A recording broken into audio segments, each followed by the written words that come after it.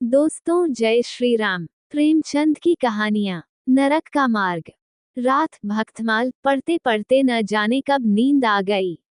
कैसे कैसे महात्मा थे जिनके लिए भगवत प्रेम ही सब कुछ था, इसी में मग्न रहते थे। ऐसी भक्ति बड़ी तपस्या से मिलती है। क्या मैं वह तपस्या नहीं कर सकती? इस जीवन में और कौन सा सुख रखा है? आभूषणों से जिसे प्रेम हो जाने, यहाँ तो इनको देखकर आंखें फूटती है। धन दौलत पर जो प्राण देता हो वह जाने, यहाँ तो इसका नाम सुनकर ज्वर सा चढ़ आता है। कल पगली सुशीला ने कितनी उमंगों से मेरा श्रृंगार किया था, कितने प्रेम से बालों में फूल गूंथे। कितना मना करती रही, न मानी। आखिर वही हुआ जिसका मुझे भय था। जितनी देर उसके साथ हंसी थी, उससे कहीं ज्यादा रोई। संसार में ऐसी भी कोई स्त्री है जिसका पति उसका श्रृंगार देखकर सिर से पांव तक जल उठे? कौन ऐसी स्त्री है जो अपने पति के मुंह से ये शब्द सुने, तुम मेरा परलोक बिगाड़ोगी? और कुछ नहीं, तुम्हारे रंग ढंग कहे देते हैं, और मनुष्य उसका दिल विष खा लेने को चाहे। भगवान, संसार में ऐसे भी मनुष्य हैं। आखिर मैं नीचे चली गई और भक्तिमाल पढ़ने लगी। अब वृंदावन बिहारी ही की सेवा करूंगी, उन्हीं को अपना श्रृंगार दिखाऊंगी, वह तो देखकर न जलेंगे। वह तो हमारे मन का हाल जानते हैं। भगवान, मैं अपने मन को कैसे समझाऊं? तुम अंतर्यामी हो, तुम मेरे रोम रोम का हाल जानते हो। मैं चाहती हूँ कि उन्हें अपना इष्ट समझूं, उनके चरणों की सेवा करूं, उनके इशारे पर चलूं, उन्हें मेरी किसी बात से, किसी व्यवहार से नामात्र भी दुख न हो। वह निर्दोष हैं, जो कुछ मेरे भाग्य में था वह हुआ, न उनका दोष है, न माता पिता का, सारा दोष मेरे नसीबों ही का है। लेकिन ये सब जानते हुए भी जब उन्हें आते देखती हूँ, तो मेरा दिल बैठ जाता है, मुंह पर मुर्दनी सी छा जाती है, सिर भारी हो जाता है। जी चाहता है इनकी सूरत न देखूं, बात तक करने को जी नहीं चाहता। कदाचित शत्रु को भी देखकर किसी का मन इतना क्लांत नहीं होता होगा। उनके आने के समय दिल में धड़कन सी होने लगती है। एक दिन के लिए कहीं चले जाते हैं तो दिल पर से बोझ उठ जाता है। हंसती भी हूँ, बोलती भी हूँ, जीवन में कुछ आनंद आने लगता है, लेकिन उनके आने का समाचार पाते ही फिर चारों ओर अंधकार। चित्त की ऐसी दशा क्यों है, यह मैं नहीं कह सकती। मुझे तो ऐसा जान पड़ता है कि पूर्वजन्म में हम दोनों में बैर था, उसी बैर का बदला लेने के लिए उन्होंने मुझे से विवाह किया है। वही पुराने संस्कार हमारे मन में बने हुए हैं। नहीं तो वह मुझे देख देख कर क्यों जलते और मैं उनकी सूरत से क्यों घृणा करती। विवाह करने का तो यह मतलब नहीं हुआ करता। मैं अपने घर कहीं इससे सुखी थी। कदाचित मैं जीवन पर्यंत अपने घर आनंद से रह सकती थी।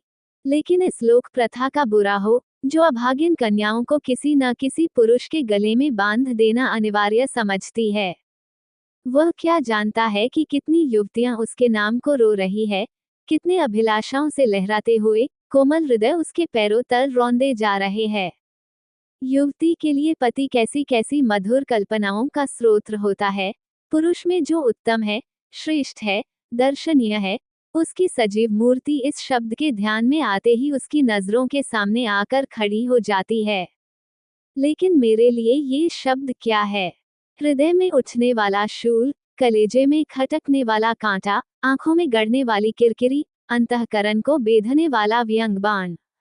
सुशीला को हमेशा हंसते देखती हूँ।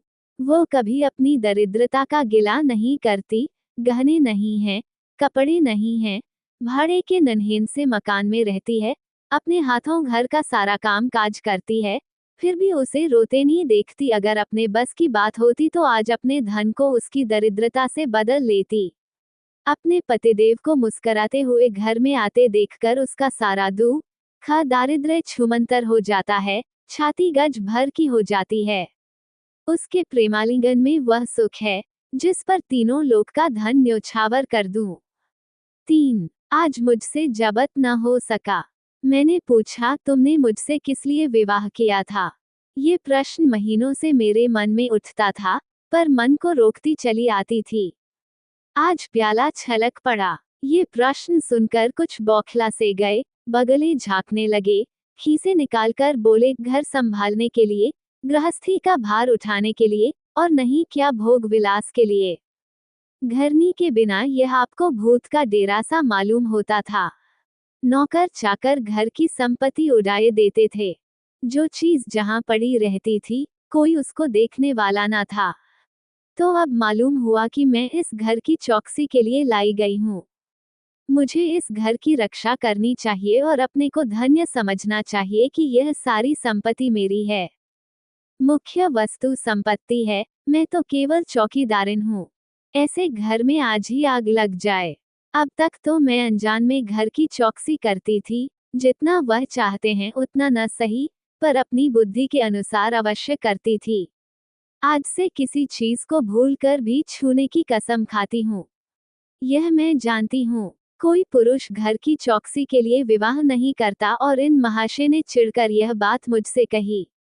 लेकिन सुशीला ठीक कहती है, इन्हें स्त्री के बिना घर सुना लगता होगा, उसी तरह जैसे पिंजरे में चिड़िया को न देखकर पिंजरा सूना लगता है।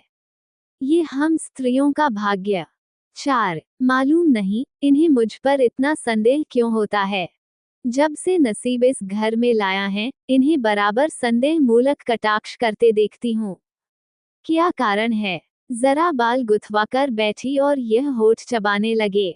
कहीं जाती नहीं, कहीं आती नहीं, किसी से बोलती नहीं, फिर भी इतना संदेह।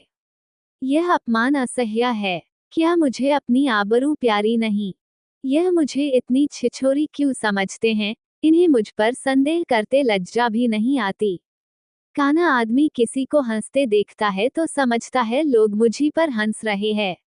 शायद इन्हें भी यही बहम हो गया है कि मैं इन्हें चिढ़ाती हूँ। अपने अधिकार के बाहर से बाहर कोई काम कर बैठने से कदाचित हमारे चित्त की यही वृत्ति हो जाती है। भिक्षुक राजा की गद्दी पर बैठकर चैन की नींद नहीं सो सकता। उसे अपने चारों तरफ शूद्र दिखाई देंगे। मैं समझती हूँ, सभी शादी करने वाले बुढ़ों का यही हाल है।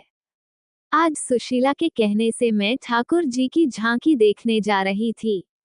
अब ये साधारण बुद्धि का आदमी भी समझ सकता है कि फुहड़ बहू बनकर बाहर निकलना अपनी हंसी उड़ाना है, लेकिन आप उसी वक्त न जाने किधर से टपक पड़े और मेरी ओर तिरस्कापूर्ण नेत्रों से देखकर बोले, कहाँ की तैयारी है?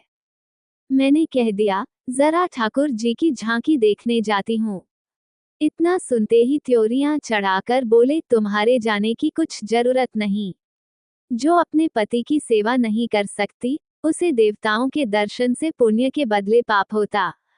मुझसे उड़ने चली हो। मैं औरतों की नस नस पहचानता हूँ। ऐसा क्रोध आया कि बस अब क्या कहूँ। उसी दम कपड़े बदल डाले और प्रण कर लिया कि अब कब दर्शन करने जाऊंगी। इस अविश्वास का भी कुछ ठिकाना है। न जाने क्या सोचकर रुक गई। उनकी बात का जवाब तो यही था कि उसी क्षण घर से चल खड़ी हुई होती, फिर देखती मेरा क्या कर लेते।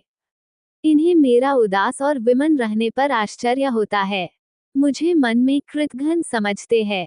अपनी समझ में इन्होंने मरे से विवाह करके शायद मुझ पर एहसान किया है। इतनी बड़ी जायदाद और विशाल संपत्ति की स्वामिनी होकर मुझे फूले न समाना चाहिए था, आठों पहरन का यशगान करते रहना चाहिए था। मैं ये सब कुछ न करके उल्टे और मुंह लटकाए रहती हूँ। कभी कभी बेचारे पर दया आती है। यह नहीं समझते कि नारी जीवन में कोई ऐसी वस्तु भी है जिसे देखकर उसकी आंखों में स्वर्ग भी नरकतुल्य हो जाता है। 5. 3 दिन से बीमार हैं। डॉक्टर कहते हैं, बचने की कोई आशा नहीं, निमोनिया हो गया है। पर मुझे न जाने क्यों इनका गम नहीं है। मैं इनती वज्र हृदय कभी न थी। न जाने वह मेरी कोमलता कहाँ चली गई। किसी बीमार की सूरत देखकर मेरा हृदय करुणा से चंचल हो जाता था। मैं किसी का रोना नहीं सुन सकती थी।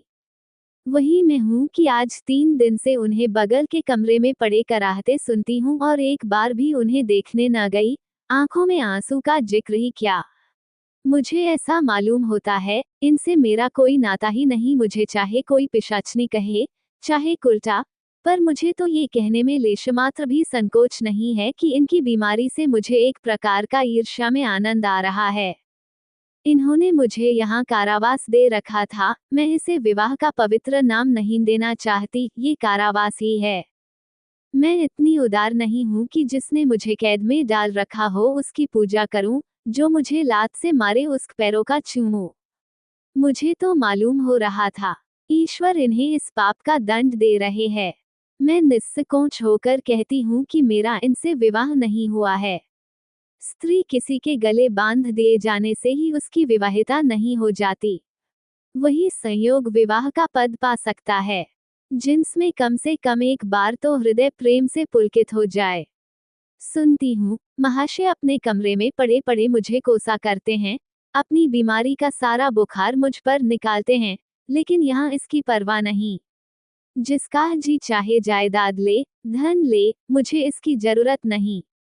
6. आज 3 दिन हुए, मैं विधवा हो गई, कम से कम लोग यही कहते हैं। जिसका जो जी चाहे कहे, पर मैं अपने को जो कुछ समझती हूँ वह समझती हूँ। मैंने चूड़ियां नहीं तोड़ी, क्यों तोड़ू? क्यों तोड़ू? मांग में सेंदूर पहले भी न डालती थी, अब भी नहीं डालती। बूढ़े बाबा का क्रियाकर्म उनके सुपुत्र ने किया, मैं पास न फटकी। घर में मुझ पर मनमानी आलोचनाएं होती हैं, कोई मेरे गुथे हुए बालों को देखकर नाक सिनकोड़ता है, कोई मेरे आभूषणों पर आंख मटकाता है, यहाँ इसकी चिंता नहीं। उन्हें चिढ़ाने को मैं भी रंग इक्वल्स बिरंगी साड़ियाँ पहनती हूँ, और भी बनती संवरती हूँ, मुझे जरा भी दुख नहीं है। मैं तो कैद से छूट गई। इधर कई दिन सुशीला के घर गई। छोटा सा मकान है, कोई सजावट न सामान, चारपाइयां तक नहीं, पर सुशीला कितने आनंद से रहती है। उसका उल्लास देखकर मेरे मन में भी भांति भांति की कल्पनाएं उठने लगती हैं।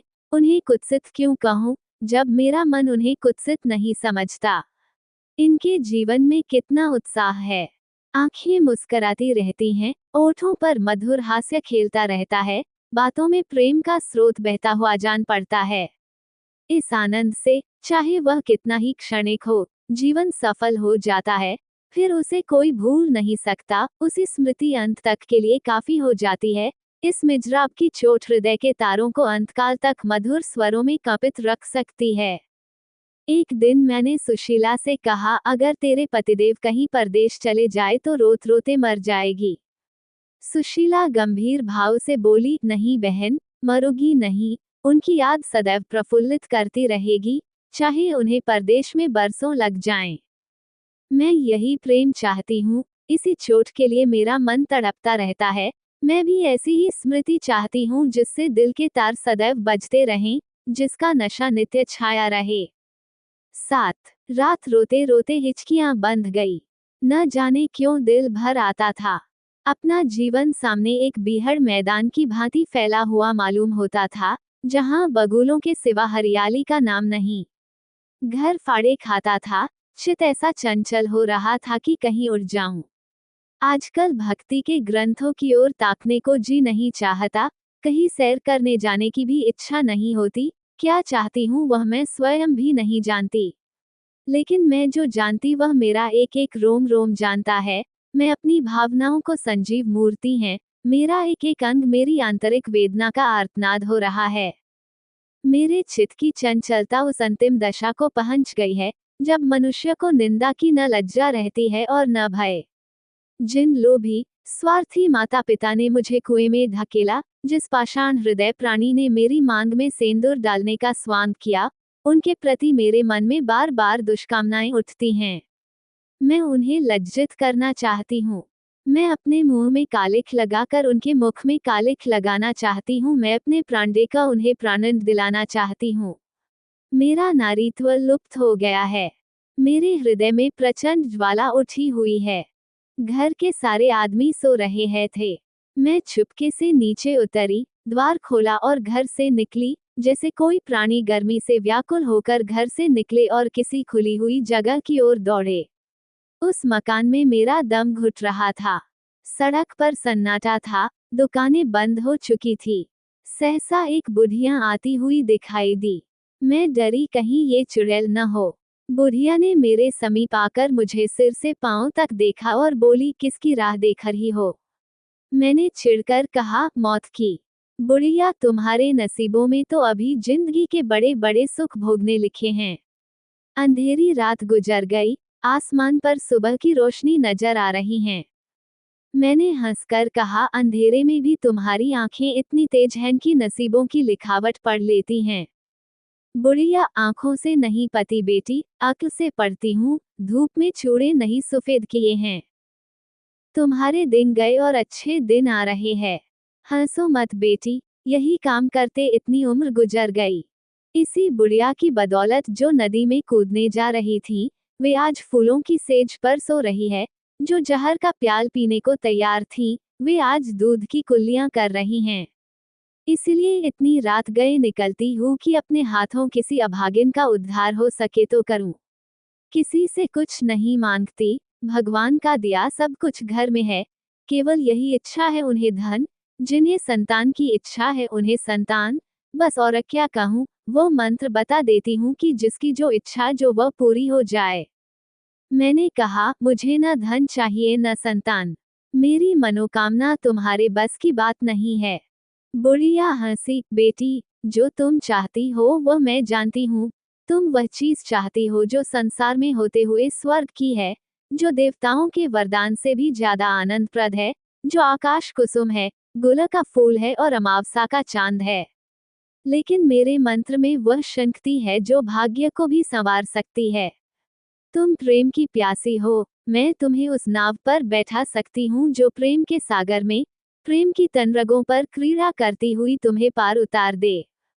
मैंने उत्कंठित होकर पूछा, माता, तुम्हारा घर कहाँ है? बुढ़िया, बहुत नजदीक है बेटी, तुम चलो तो मैं अपनी आंखों पर बैठा कर ले चलूं। मुझे ऐसा मालूम हुआ कि यह कोई आकाश की देवी है। उसे पीछ पीछे चल पड़ी। 8 आह, वह बुढ़िया, जिसे मैं आकाश की देवी समझती थी, नरक की डाइन निकली। मेरा सर्वनाश हो गया। मैं अमृत खोजती थी, विष मिला। निर्मल स्वच्छ प्रेम की प्यासी थी, गंदे विषाक्त नाले में गिर पड़ी वो वस्तु न मिलनी थी, न मिली। मैं सुशीला का सा सुख चाहती थी, कुलटाओं की विषय वासना नहीं। लेकिन जीवन पथ में एक बार उल्टी राह चलकर फिर सीधे मार्ग पर आना कठिन है। लेकिन मेरे अध पतन का अपराध मेरे सिर नहीं, मेरे माता पिता और उस बूढ़े पर है जो मेरा स्वामी बनना चाहता था। मैं ये पंक्तियां न लिखती, लेकिन इस विचार से लिख रही हूँ कि मेरी आत्मकथा पढ़कर लोगों की आंखें खुलें। मैं फिर कहती हूँ कि अब भी अपनी बालिकाओं के लिए मत देखो धन, मत देखो जायदाद, मत देखो कुलीनता, केवल वर देखो। अगर उसके लिए जोड़ा का वर नहीं पा सकते तो लड़की को कुंवारी रख छोड़ो, जहर देकर मार डालो, गला घोंट डालो, पर किसी बूढ़े खूसट से मत ब्याहो। स्त्री सब कुछ सह सकती है। दारुण से दारुण दुख, बड़े से बड़ा संकट, अगर नहीं सह सकती तो अपने यौवन काल की उन्मगों का कुचला जाना। रही मैं, मेरे लिए अब इस जीवन में कोई आशा नहीं।